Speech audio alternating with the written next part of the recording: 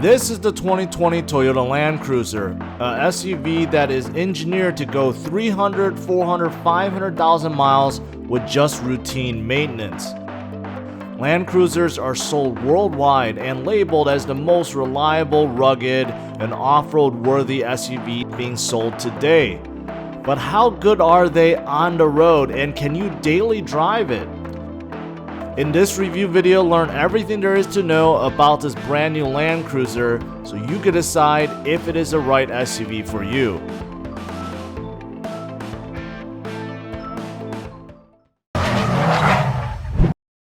Now first, I want to give a big shout out to Continental Toyota for making this video possible. So if you're in the market for a brand new or used Toyota, then definitely check out Continental Toyota. Their information is on the screen and also in the description of this video.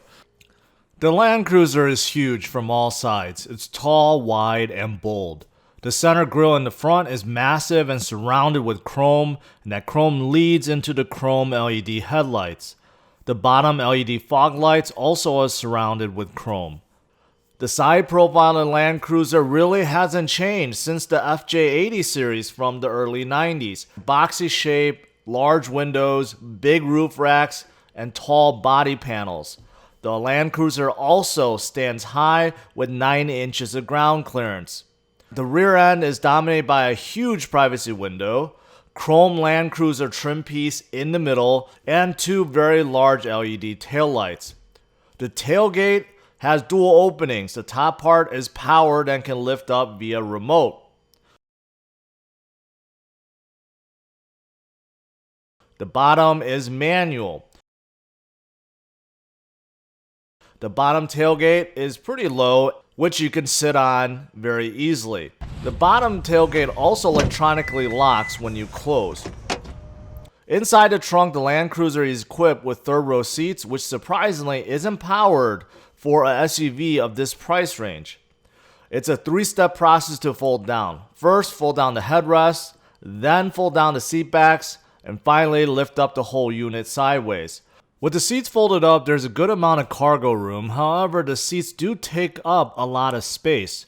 Things get worse with the third row up since there isn't much space behind the third row. And there's no hidden storage, only a 12V outlet on the side and some handles to fold the seats back down.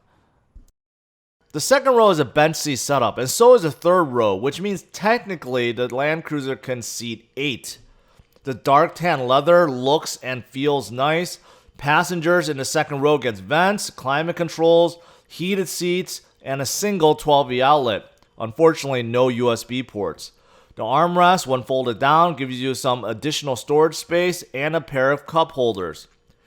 As for space, I'm 5 feet 10 and I have about 4 inches of legroom and more than enough with headroom. Although it's plenty of room, it's not as spacious inside as the outside would indicate. To fold down the second row, simply pull on the adjustment lever on the side, which not only folds the seat backs down, but also allows the whole seat to fold forward. There's plenty of room to get into the third row afterwards. However, the third row is a place no one wants to be in.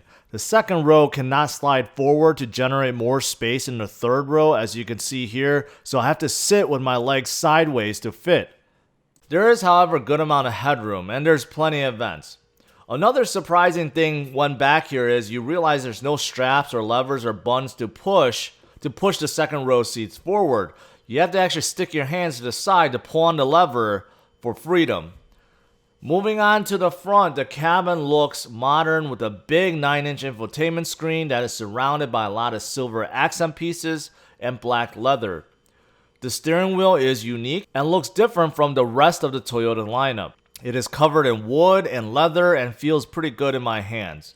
Buttons on the right control the info screen and engine gauge cluster, along with some buttons for some of the safety features. Buttons on the left control media, volume, voice control, and phone control. The gauge cluster is mostly analog, but it does have an info screen in the middle for displaying the trip computer, compass, music, and controlling some settings. Buttons to the left of the steering wheel is for adjusting the mirrors, folding the mirrors manually or automatically, controlling the auto high beam, parking sensors, and the headlight washing system. The window controls is for full auto up and down for all windows, and there are 3 memory seat positions. There are some buttons to the right of the steering wheel as well, and they control a power tailgate, turning on the power function on or off, and for the pre-collision warning system. There is also a button for the multi-terrain view where you can get a good look of what's around your Land Cruiser. The only complaint about the setup is the resolution is a little bit low. Next, moving on to the large infotainment screen, this is one sore spot to the Land Cruiser that Toyota should really consider updating.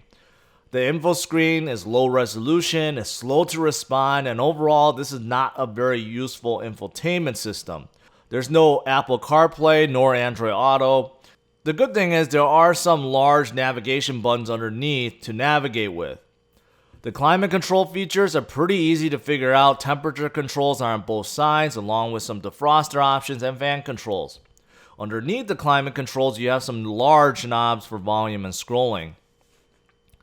Surprisingly, there is a wireless phone tray that is included in this Land Cruiser.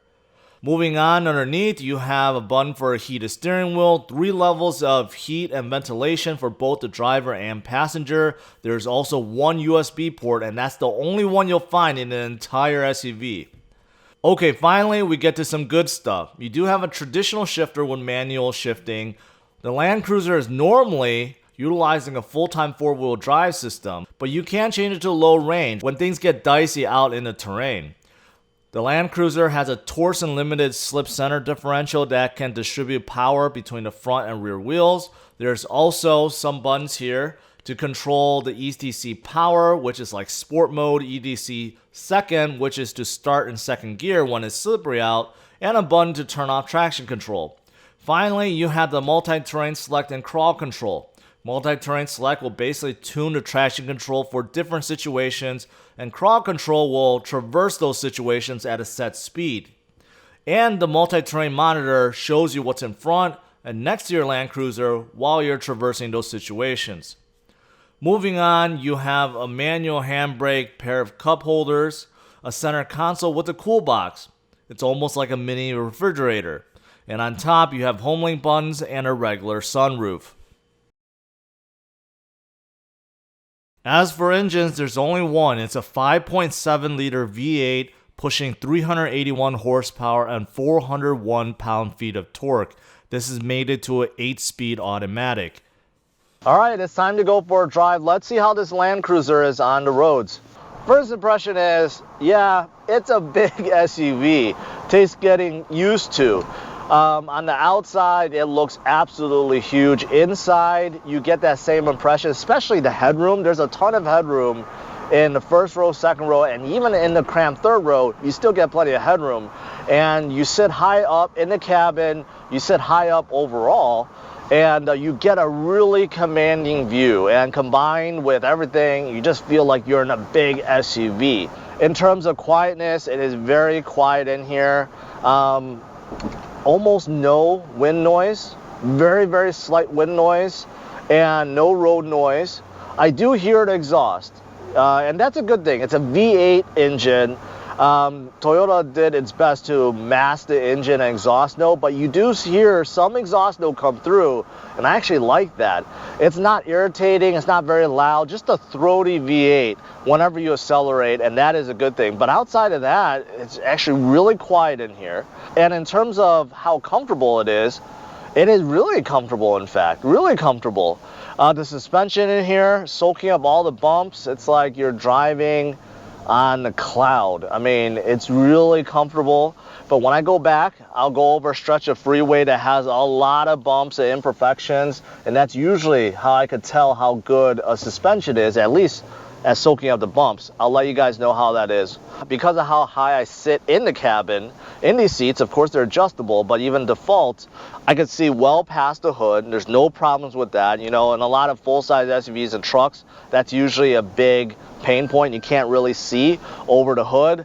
I could see over the hood, no problems. These mirrors on the side are absolutely gigantic.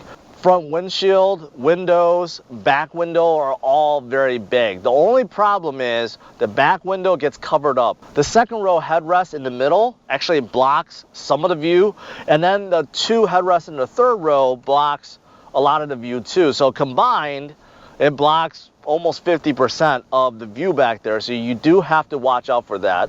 But outside of that, visibility is great. All windows are great.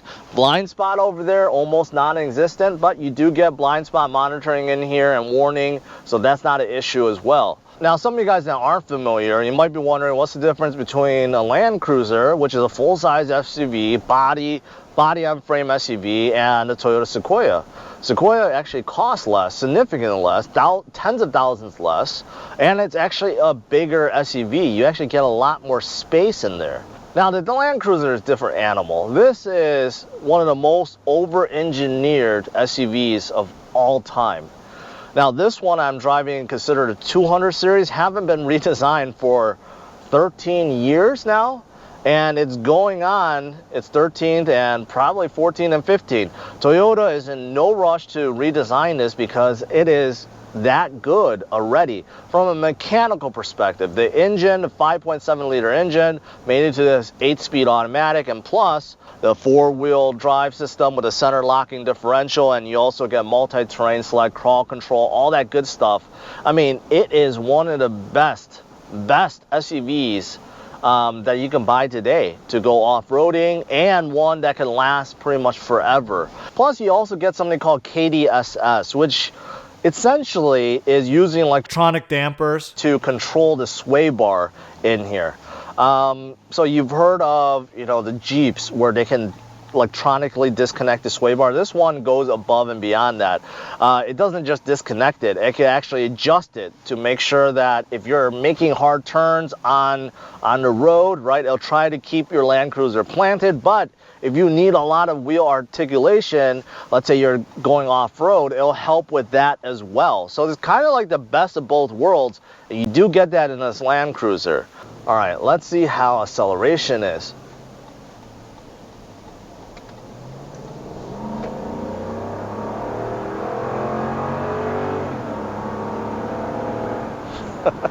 Not bad, not bad. This 5.7 liter V8, of course, pushing over 380 horsepower, over 400 pound-feet of torque, made it as 8-speed, actually accelerated really well. This is a heavy SUV, really heavy. However, warning is this is a very thirsty setup. So in this Land Cruiser combined, you're getting 14 miles per gallon combined.